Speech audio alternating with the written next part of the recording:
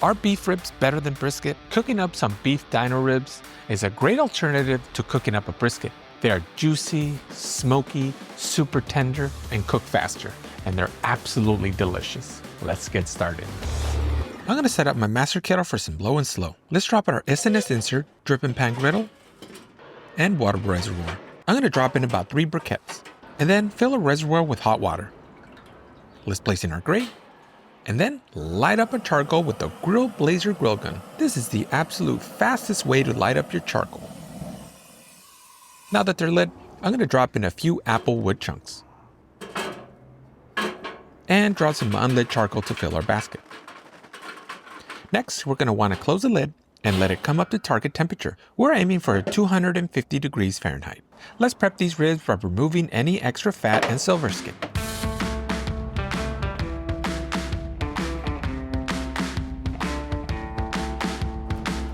Once we have our beef ribs all trimmed up, I'm going to add some Worcestershire sauce on both sides. This is going to serve as a binder, and it's going to add some flavor. Next, I'm using the Hardcore Carnivore Black Seasoning. If you've been following my channel recently, you've noticed I've been putting this on everything.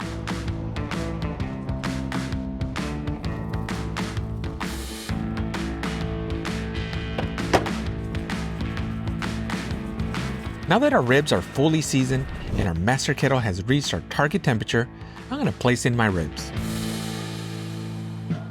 Now I know it's tempting to uncover and check on them, but do your best not to uncover them until at least 3 to 4 hours into the cook.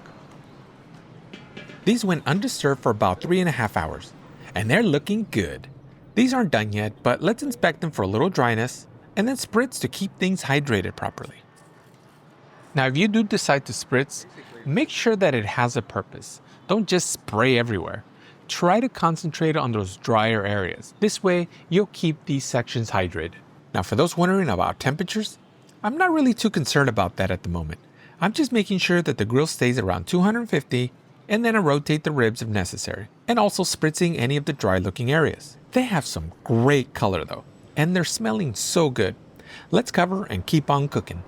About 2 hours later, the bark is right where I want it, but I know they aren't tender yet, and I'm also guessing it's probably in the stall.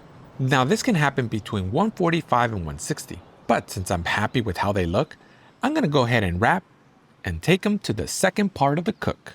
Let's remove, put them on top of some butcher paper, and let's wrap.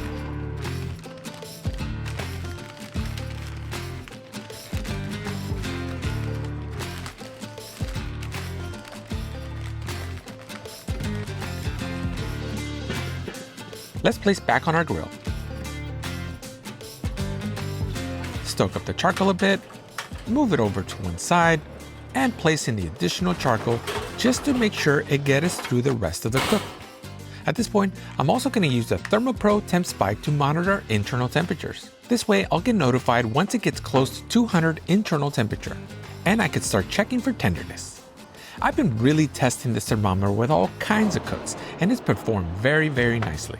Low and slow, hot and fast, little rotisserie action. It does an excellent job. If you're interested in this thermometer or any of the ThermoPro products, be sure to check out their site and use the promo code SJCooks20 for 20% off of your order.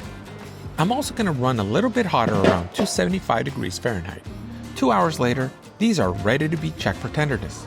Checking in the TempSpike app, you can see the temperature locked in pretty well at 275. And our internal temperature is currently at 199 degrees Fahrenheit. Now, let's probe these for tenderness. They aren't as tender as I would like, so I'm going to cover again and let them roll for another 15 minutes. 15 minutes later, the tenderness is right where I want it. So let's remove and let them rest. They are fully rested, so let's remove from the butcher paper. Drop in that tallow that rendered out. It's going to give it a nice little shine. And now let's slice. These ribs are looking great. It's got a nice little smoke ring. They're perfectly tender and so juicy. But how do they taste? Well, let's find out.